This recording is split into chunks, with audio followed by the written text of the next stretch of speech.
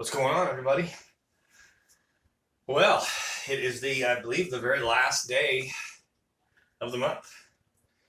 Um, it is Thursday, the 30th. And I'm going to give you guys a report. Hopefully you get it a little bit earlier than normal because it's raining today, cold front here. And I'm off. I'm not out there in that misery. I don't mind fishing in the rain. I don't like fishing in the lightning and thunder and other dangerous things. But this time of year, when things are cold and it's on the brink of winter, or in the next 2 months it'll be winter, fishing in the rain's not all that fun. Springtime, it's okay, it's not bad. Summertime, I love to fish in the rain. And the fall, I really love to fish in the rain because it fires them up. But right now, I'm glad to be at home with some coffee in the studio. Want to start things off with, I'm going to try and give you a pretty good report today. Start things off with, big shout out to all the sponsors: Texas Insider Fishing Forum, Berkeley, Abu Garcia, J Hodge Chevrolet, Skeeter, Yamaha, and so many more. Santone Lures. We're going to talk about jigs today just a little bit. That Santone Lures produces one of the very best jigs that I've ever used. Ever. It's just such a well-made jig, made right here in the United States of America. And then I had a couple questions that were comments on the last public rundown that we're going to discuss. So this will be a little more in this public rundown than you may be used to. All right. So it's raining. Lake levels, they really haven't changed all that much from 2 days ago when I gave you the Tuesday report. 49971 is where we were on Tuesday. We're at 49969 today, and that's without any of this rain, which I don't think this rain is heavy enough, not yet, to have changed anything. But what it is remember that Sabine River Authority is in the business of selling water. Dallas also helped build this lake 40-something years ago, paid some money to build this lake. And Dallas has the rights to, I believe, the first 9 feet. So between rate of flow, which is what flows through that pipe below the dam, and that's always flowing, no evaporation this time of year, and certainly no evaporation on a day like today when it's raining, but rate of flow, evaporation, and water municipal source, that's what makes our lake drop the most.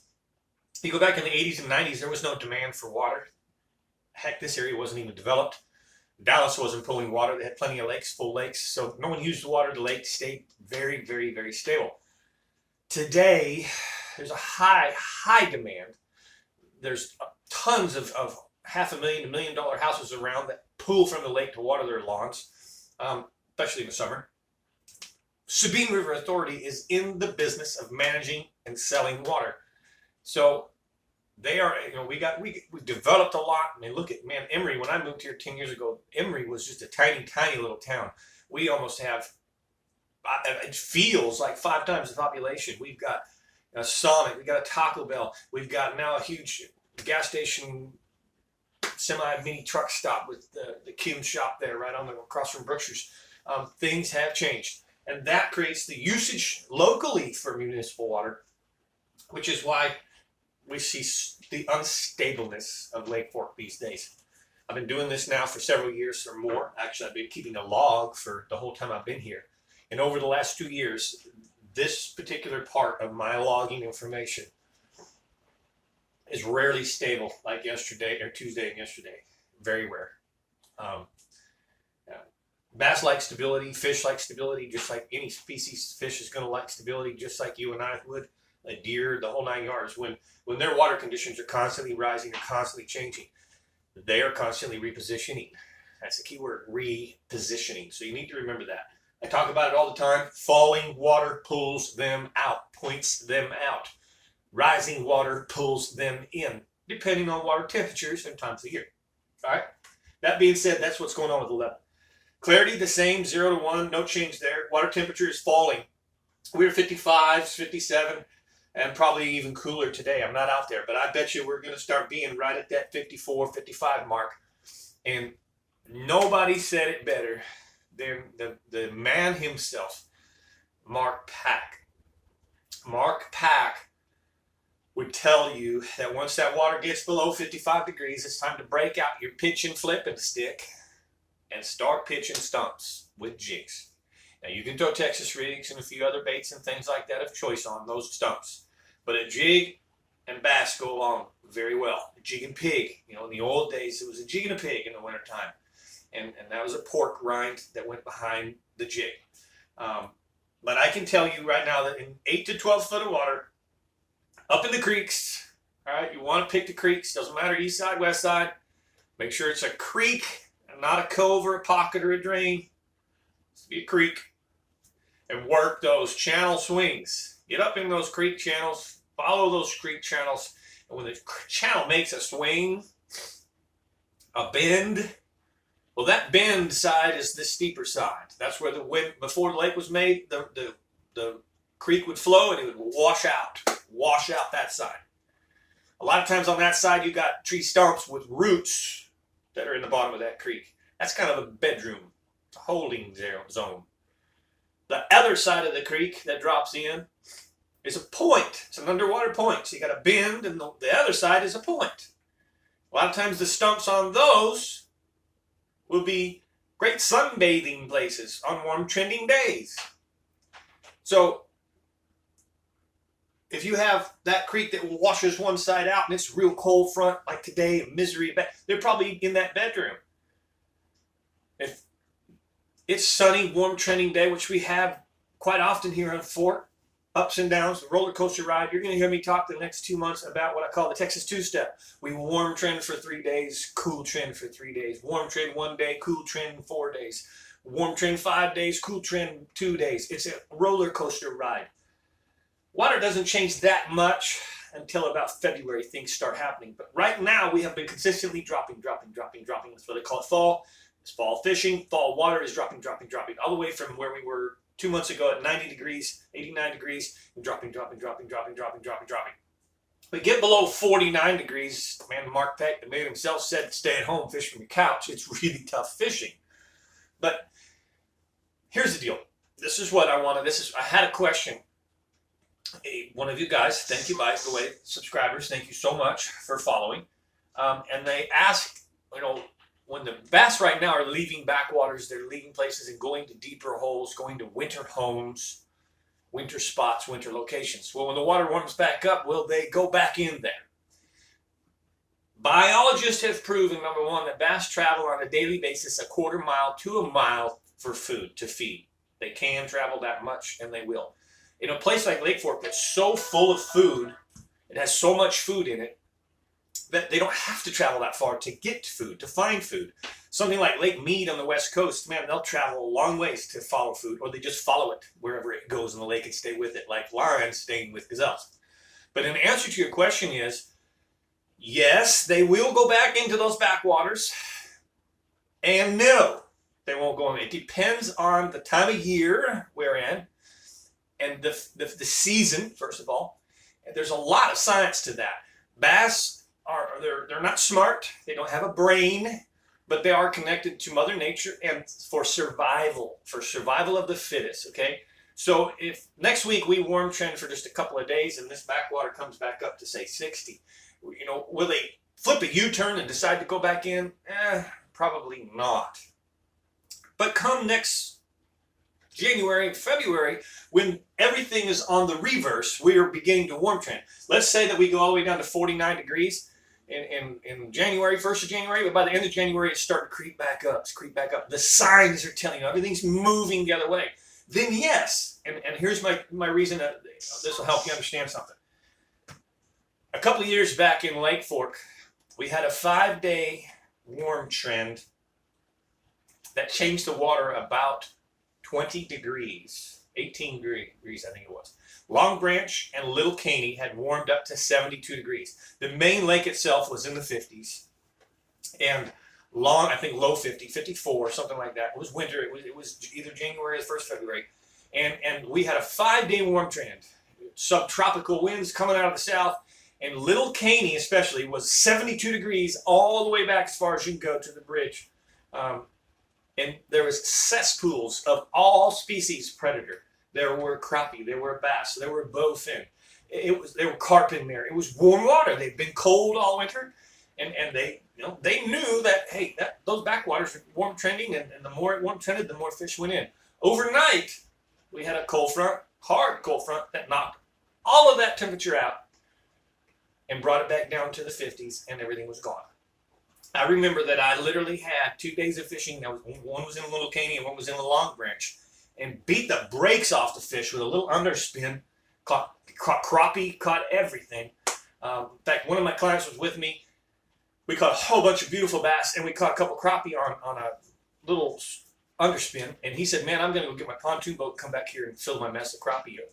And he bought his pontoon boat, anchored in the middle of the channel with minnows. And not only did he fill his limit of crappie, but he was texting me pictures of 8 and 9 pound bass that were eating the minnows.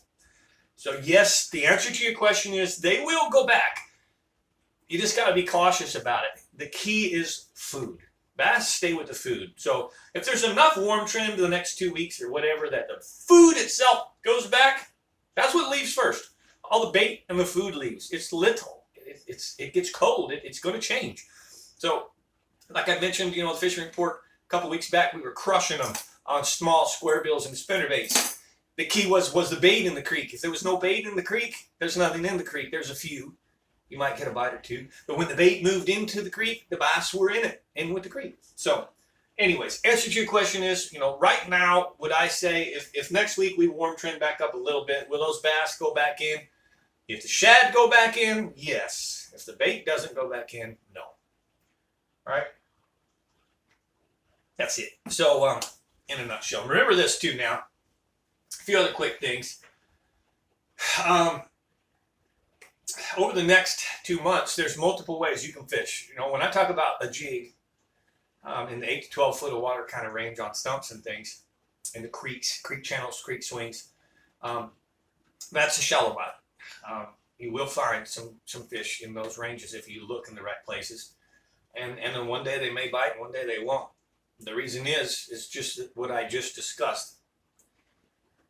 The fish don't have to travel far on warm trends. If they're in the creek bend when it's miserable, and we've got the other side of that creek bend that makes a point, and the sun comes out and things get good, they just simply travel 20 yards or less to the point, underwater point.